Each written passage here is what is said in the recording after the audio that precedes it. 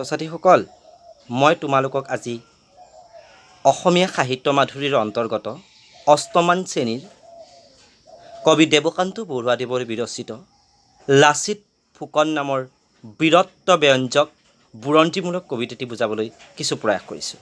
ছাত্ৰ-ছাত্ৰীসকল, তোমালোকে মনোযোগেৰে শুনিবা আৰু বুজিবলৈ চেষ্টা কৰিবা। আশা থাকিল মই যি পাঠটো বুজাম তোমালোকে মনোযোগেৰে শুনিবা। আমি কবিতাটোলৈ যোৱাৰ আগতে লেখক তথা কবি দেৱকান্ত বৰুৱাৰ বিষয়ে কিছু জানো আহা। অসমীয়া কবিতাৰ শেষৰ জনা শক্তিশালী কবি হিচাপে দেৱকান্ত বৰুৱাৰ অসমীয়া কাব্য সাহিত্যত এখনি সুকীয়া আসন আছে। অসমীয়া ৰোমান্টিক কবিতাক দেৱকান্ত বৰুৱাই এক নতুন আয়তন দি গৈছে। প্ৰেমৰ কবিতাৰ বাহিৰেও তেখেতৰ স্বদেশৰ গুণ গৰিমা, অতীত কৃতি কাহিনী সুঁৱৰি ৰচনা কৰা কবিৰ বহুতো কবিতা আছে। তেখেতৰ কবিতাসমূহত অতীতৰ সোঁৱৰণৰ লগতে সেই সময়ৰ সমাজ জীৱনৰ দুখ লগা সামাজিক অৱস্থাৰ প্ৰতি এটি ব্যংগ ভাৱৰো প্ৰকাশ পোৱা দেখা যায়। বৰুৱাদেৱৰ স্বদেশৰ প্ৰতি থকা অনুৰাগ লাচিত ফুকন কবিতাটিৰ মাজেৰে অতি সুন্দৰ তথা স্পষ্ট ভাৱত প্ৰকাশ কৰিছে। আমি তেখেতৰ বিষয়ে কিছু জানো আহা। কবি তথা ৰাজনীতিবিদ দেৱকান্ত বৰুৱাৰ জন্ম হয় 1914 চনৰ 22 ফেব্ৰুৱাৰী তাৰিখে ডিব্ৰুগড়ত। পিতৃ নীলকান্ত বৰুৱা আৰু মাতৃ স্বৰ্ণলতা বৰুৱা। দেৱকান্ত বৰুৱাই কিছুকাল শিক্ষা বিভাগত বিদ্যালয়ৰ সহপৰিদৰ্শকৰ চাকৰি কৰি পিছত নগাঁও চৰকাৰী হাইস্কুলত শিক্ষকতা কৰে। তেখেতে বিধানসভালৈও নিৰ্বাচিত হৈছিলে, তাৰোপৰি সাংসদ হৈছিলে। সাংসদ, বিধানসভাৰ অধ্যক্ষ, শিক্ষামন্ত্ৰী, কেন্দ্ৰীয় মন্ত্ৰী, ৰাজ্যপাল, অবিভক্ত কংগ্ৰেছ দলৰ সভাপতি আছিলে। বিভিন্ন ধৰণৰ তেখেতে কাকত আলোচনীৰ সম্পাদক আছিলে, যেনে নতুন অসমীয়া, দৈনিক অসমীয়া, আৰু তেখেতৰ একমাত্ৰ কাব্যপুথিখনৰ নাম হৈছে সাগৰ দেখিছা। বৰুৱাদেৱৰ কবিতাত ৰমন্যাসবাদিতা আৰু জাতীয় প্ৰেমৰ ভাৱ সুস্পষ্টভাৱে আমি দেখিবলৈ পাওঁ। আৰু এইজনা কবি 1993 চনৰ 22 জানুৱাৰীত মৃত্যু ঘটে। আৰু তেখেতৰ কবিতাত আমি জোনাকী আলোচনীৰ পাততেই তেখেতে আৰম্ভ কৰিছিলে ৰোমান্টিক কাব্যধাৰা, আৰু তেখেতক দুমোজাৰ কবি বুলি কোৱা হয়, কাৰণ তেখেতে ৰোমান্টিক কবিতাৰ শেষৰজন কবি আৰু আধুনিক কবিতাৰ প্ৰথমজন কবি। তেওঁৰ কবিতাত পোনপ্ৰথমবাৰৰ বাবেই সাৰ্থকভাৱে দৈনন্দিন জীৱনৰ কথিত যিটো ভাষা সেই ৰূপটো পোৱা যায়। তদুপৰি ইংৰাজ কবি ৰবাৰ্ট ব্ৰাউনিঙৰ নাটকীয় স্বৰ্গতোক্তিৰ শৈলী কবিতাত দেখা যায়। আধুনিক কবিতা আমি দুৱাৰ মুকলি কৰি এই কবিতাটিত আধুনিকতাৰ প্ৰতিধ্বনি শুনা যায়। সেইকাৰণে আমি ক'ব পাৰোঁ তেখেত এগৰাকী ভাল সাহিত্যিক, ভাল কবি, ভাল লেখক, ভাল ৰাজনীতিবিদ। আৰু এইগৰাকী কবিৰ এটা বিখ্যাত কবিতা লাচিত ফুকন আমি বুজাবলৈ কিছু প্ৰয়াস কৰিছোঁ। ছাত্ৰ-ছাত্ৰীসকল, তোমালোকে মনোযোগ দি শুনিবা।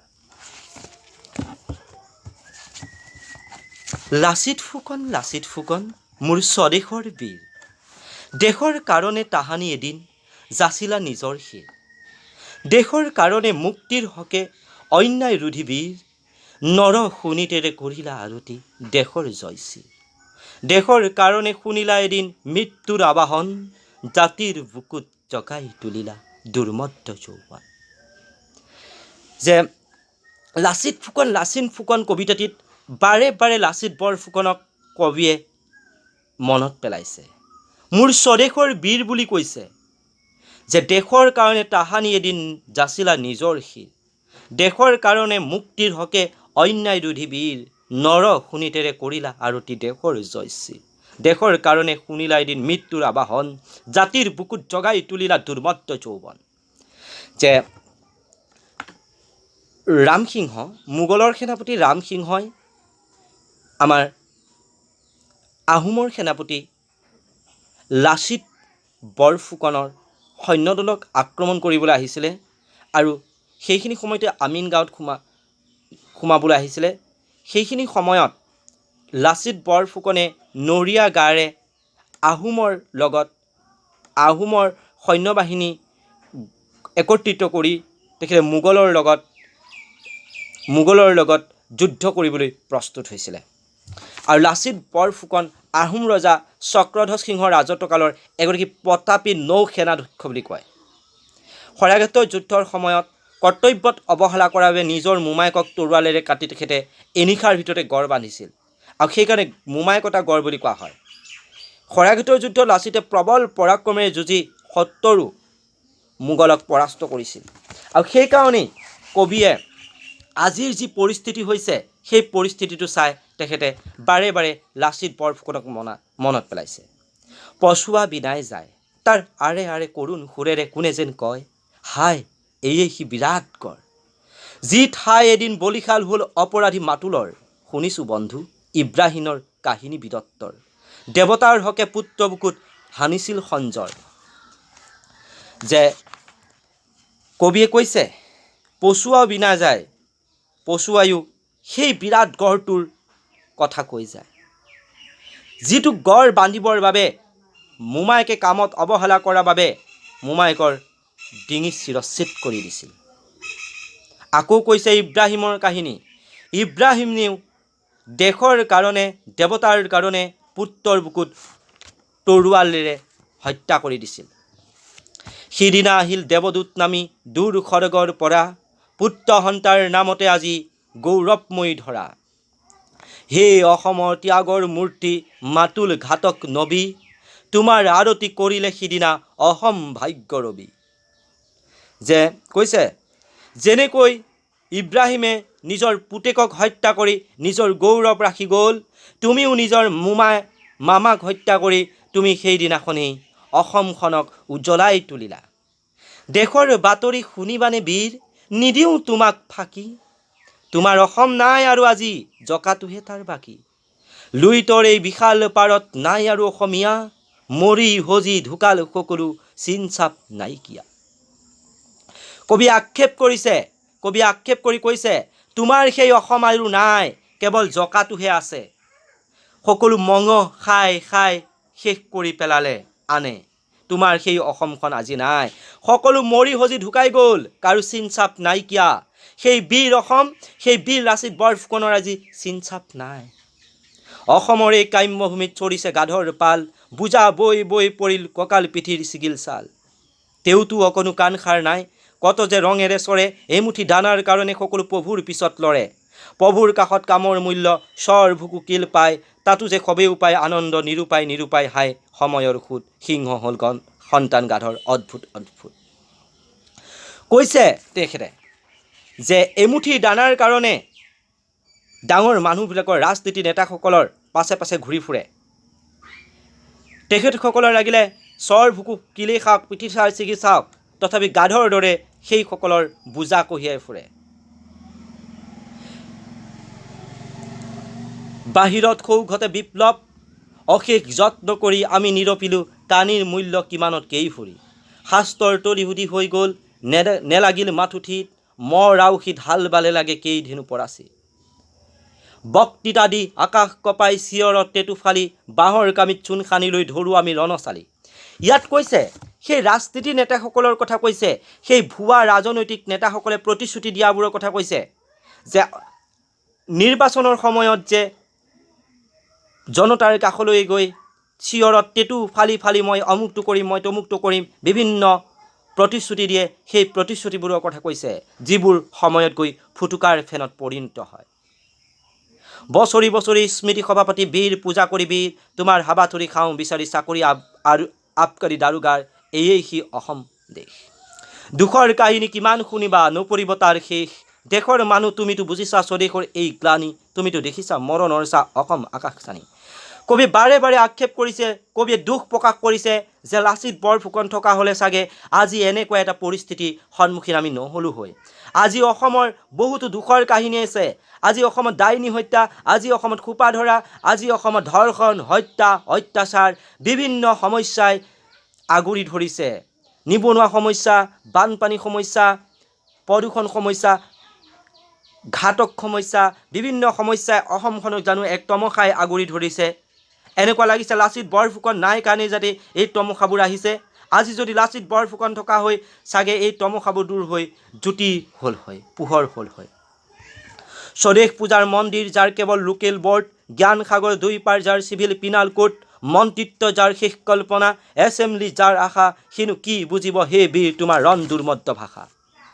কৈছে যিসকলে কেৱল বিধানসভালৈ নিৰ্বাচিত হ'বৰ বাবেহে জনতাক প্ৰতিশ্ৰুতি দিয়ে, সেইসকলে তোমালোকৰ ভাষানো কি বুজিব হে বীৰ, সেইসকল কেৱল ভুৱা। আৰু সেইসকলৰ পিছত আমাৰ কেইজনমান বদনৰ দৰে পিছে পিছে ঘূৰি ফুৰে চৰকিল খায়ো। দেশৰ কাৰণে আজিও বিনাই হেজাৰ ডেকাৰ হিয়া, দেশৰ সেনানী আকৌ মাথোন এবাৰ হুকুম দিয়া, আকৌ এবাৰ শুনোৱা তোমাৰ ৰণ আহ্বান বাণী, আকৌ এবাৰ ৰঙা কৰি মোৰো লুইতৰ বগা পানী। শৰাইঘাটৰ সেই লুইতৰ পাৰত যেনেকৈ 1671 চনত আহোমৰ সেনাপতি লাচিত বৰফুকন আৰু মোগলৰ সেনাপতি ৰাম সিংহ আৰু দুয়ো সৈন্য দলৰ মাজত তয়াময়া যুদ্ধ হৈছিল, সেই যুদ্ধৰ আহ্বান আকৌ দেৱকান্ত বৰুৱাই লাচিত বৰফুকনৰ পৰা আৰম্ভ কৰিব বিচাৰিছে। কৈছে আকৌ এবাৰ হুকুম দিয়া। কবিয়ে আশা কৰিছে দেশত যদিও কৈছে কেৱল জকাটোহে আছে, সকলো মৰি সজি ঢুকাল বুলি কৈছে, তথাপি কবি আশা কৰিছে আছে কিছু ডেকা আছে, তেজাল ডেকা আছে, আজিও লুইতৰ বগা পানীক ৰঙা কৰি মৰিবলৈ আজিও বহুত আছে। গতিকে কবিয়ে শেষত আশা পোষণ কৰিছে। ইয়াত কৈছে আহোম সেনাপতি বীৰ লাচিতৰ সাহস আৰু দেশপ্ৰেমৰ কাহিনী এই কবিতাটিত সৰ্বজন বিদিত। দেশৰ স্বাধীনতা অক্ষুণ্ণ ৰখাৰ কাৰণে নিজৰ মোমায়েকৰ জীৱনকো বলিদান দিবলৈ কুণ্ঠাবোধ নকৰা লাচিতৰ নাম অসম বুৰঞ্জীত সোণালী আখৰেৰে লিপিবদ্ধ হৈ থাকিব। আৰু কবিতাটিত লাচিতৰ সেই দুৰ্মদ্য বীৰত্বৰ কথা সুঁৱৰি দেশৰ কাৰণে দহৰ কাৰণে মৃত্যুৰ আবাহন শুনি জাতিৰ বুকুত দুৰ্মদ্য যৌৱন জগাই তোলাৰ কথা বাৰে বাৰে কবিয়ে স্মৰণ কৰিছে। মোমায়েকতা গড়ে আজিও সোঁৱৰাই লাচিতৰ ত্যাগ আৰু বীৰত্বৰ কাহিনী, ঠিক পুত্ৰৰ বুকুত দেৱতাৰ হকে সঞ্জৰ বহুৱা ইব্ৰাহিমৰ বীৰত্বৰ কাহিনীৰ দৰে। লাচিতৰ বীৰত্বৰ কাহিনী স্মৰণৰ প্ৰসংগত কবিয়ে সমসাময়িক অসমৰ অৱক্ষয়ৰ এখন ছবিও দাঙি ধৰিছে। লুইতৰ বিশাল পাৰত যে আজি অসমৰ জকাটোহে বাকী আছেগৈ আৰু বীৰ অসমীয়াৰ কোনো চিনচাপ নোহোৱা হৈ গাধৰ পালত যে পৰিণত হৈছে, কবি আক্ষেপেৰে দুখেৰে ক্ষোভেৰে সেই কথা বাৰে বাৰে প্ৰকাশ কৰিছে। নিজৰ বৈশিষ্ট্য সক্ৰিয়তা সকলো বাদ দি নকল নবিচৈ দেশৰ মুক্তিৰ বাবে যি অদ্ভুত আয়োজন চলাইছে, সেই দেখি কবি হতভম্ব হৈছে। ভুৱা স্বদেশ প্ৰেমৰ কোবাল সোঁতত দেশ আজি তলমল হৈ পৰিছে। বাহিৰত দেখুৱাই বিপ্লৱ কৰিলেও ভিতৰি অন্ধ ৰীতি নীতিৰ কবলত পৰি সমাজ ব্যৱস্থা কুঙা হৈ পৰিছে। কেৱল বক্তৃতাৰে আকাশ কপোৱা তেনে অৰ্থহীন কৰ্ম বিচাৰ কৰাত কবি আচৰিত হৈছে। বছৰি বছৰি বীৰ পূজা পতা অসমীয়ে কেৱল নিস্বাৰ্থ পূৰণেহে আজি হাবাথুৰি খাইছে। স্বদেশ পূজা মানে যি কেৱল লোকেল বৰ্ডৰ সদস্য হোৱাকে বুজে, মন্ত্ৰিত্বই যাৰ শেষ কল্পনা, এছেম্বলিয়ে যাৰ আশা, তেনে অসমীয়া লাচিতৰ ৰণ দুৰ্মদ্য ভাষা বুজিবলৈ জানো সক্ষম হ'ব? কিন্তু তাৰ মাজতো লাচিতৰ সাহ তেজত প্ৰবাহিত এচাম ডেকা এতিয়াও আছে, যি এবাৰ হুকুম পালেই স্বদেশ ৰক্ষাৰ বাবে লুইতৰ বগা পানী ৰঙা কৰি তুলিব পাৰে। প্ৰয়োজন মাথো লাচিতৰ দৰে এজন সাহসী সেনাপতি। কবিয়ে বাৰে বাৰে আশা কৰিছে লাচিতৰ দৰে এজন বীৰ সেনানী অসমত জন্ম হওক, এজন আগবাঢ়ি আহক। বাৰে বাৰে তেখেতে সেই কথা কৈছে যে যিখন দেশত লাচিতৰ দৰে বীৰ পুৰুষে জন্ম লভিছিল, যিখন দেশৰ লাচিতৰ দৰে স্বদেশপ্ৰেমী সেনানায়কে কৰ্তব্যত অৱহেলা কৰাৰ বাবে নিজ মোমায়েকক কাটি শত্ৰুৰ সৈন্যৰ সৈতে যুঁজি দেশৰ বাবে জীৱন উৎসৰ্গা কৰিছিল, সেই দেশৰ অৱস্থা বৰ্তমান অতিকৈ শোচনীয়। অসমীয়া জাতিৰ সামাজিক চৰিত্ৰৰ আজি স্থলন ঘটিছে। অত্যাচাৰী শাসকৰ শোষণৰ ফলত অসমৰ সাধাৰণ জনতাৰ অৱস্থা আজি গৰ্ভত সদৃশ হৈছে। নিৰন্ন জনতাই এমুঠি আহাৰৰ বাবে শাসকৰ কথামতে উঠা বহা কৰিবলৈ লৈছে। যদিও আমাৰ দেশ স্বাধীন, স্বদেশ প্ৰেমৰ বন্দনাৰে মুখৰিত হৈছে, তথাপিও আমি জানো আজি মুক্ত নহয়? আজি জানো আমি মুক্ত মনে ঘূৰি ফুৰিব নোৱাৰোঁ? আজিৰ অসমত কেতবোৰ ব্যক্তিয়ে কথাৰ ফুলজাৰি মাৰি ভাওনা তোলোৱা বহুবাৰ দৰে দেদা উৰি মাৰি বাঁহৰ কামি তৰোৱাল লৈ মিছা লম্ফ জম্ফ কৰি বীৰ পুৰুষ হিচাপে জাতিৰ প্ৰতিযোগিতাত অৱতীৰ্ণ হৈছে। আনক দেখুৱাই এহাতে তেওঁলোকে বছৰে বছৰে সোঁৱৰণি সভা পাতি বীৰ লাচিতৰ জয়গান গায়, আনফালে আকৌ সেই বীৰ পুৰুষক অপমান কৰে। দুৰ্যোগপূৰ্ণ এই পৰিস্থিতিত এনে এচাম মানুহ আছে যিসকলৰ অন্তৰ স্বদেশৰ দুখত ব্যথিত হৈছে। আকৌ এবাৰ লাচিতৰ ৰণ আহ্বানত সঁহাৰি জনাই তেওঁলোকে দেশৰ বাবে নিজৰ প্ৰাণ দিবলৈ হাবিয়াস কৰিছে। কাৰণ জন্মভূমি আমাৰ আটাইতকৈ আপোন। এই জন্মভূমিৰ বাবে, এই স্বদেশৰ বাবে আমি বীৰ লাচিতৰ মহামন্ত্ৰেৰে আগবাঢ়ি যাবলৈ আমি সকলো আপ্ৰাণ চেষ্টা কৰিব লাগিব। সমাজখন গঢ়িব লাগিব, অপশক্তিবোৰ আমি দূৰ কৰিব লাগিব। মৰমৰ ছাত্ৰ ছাত্ৰীসকল, গতিকে বীৰ লাচিতৰ দৰে তোমালোকো একোজন বীৰ হোৱা, কনকলতাৰ দৰে তোমালোকো একোগৰাকী কনকলতা হোৱা, মূলা গাভৰু হোৱা, ঝান্সী কি ৰাণী হোৱা। আৰু লাচিত বৰফুকন, মুকুন্দ কাকতি, মহাত্মা গান্ধীৰ দৰে এগৰাকী সৈন্য হ'বলৈ চেষ্টা কৰা। আৰু এই পাঠটি আমাৰ লাচিত বৰফুকন নামৰ কবিতাটিত লাচিতৰ বীৰত্ব ত্যাগৰ প্ৰকাশ পাইছে আৰু কবিগৰাকীৰ সেই অকুণ্ঠ দেশপ্ৰেম প্ৰকাশ পাইছে। এইখিনিকে কৈ মই তোমালোকক পাঠটি সামৰিছোঁ আজিলৈ। ধন্যবাদ।